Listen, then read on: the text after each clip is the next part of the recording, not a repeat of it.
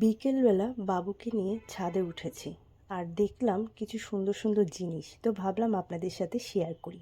প্রথমে রয়েছে এই সুন্দর জবা ফুলটা, এর কালারটা কি অসাধারণ দেখতে।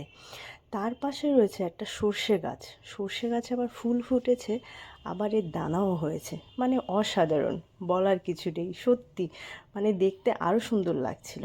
আর এটা হচ্ছে পুঁইশাক গাছ, যেটাতে দানা হয়েছে, যেগুলো বাজারে কিনতে পাওয়া যায়। তো আমি ভিডিও করেছি আর কি। আর রাত্রেবেলা করেছিলাম বেগুন মাখা। এই বেগুন মাখা দিয়ে কিন্তু রুটি, পরোটা, তারপরে লুচি আর ভাত, তো কোনো কথাই নেই, সব কিছু দিয়েই খাওয়া যায়।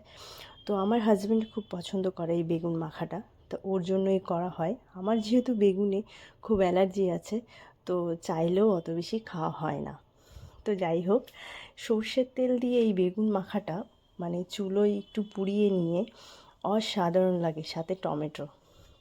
আপনারা এভাবে খাবেন এবং আশা করি সবাই খায়, ম্যাক্সিমাম 90% মানুষই খায় এসব জিনিস। তো ভালো লাগবে। আর ভিডিওটা ভালো লাগলে একটু লাইক কমেন্ট শেয়ার করবেন।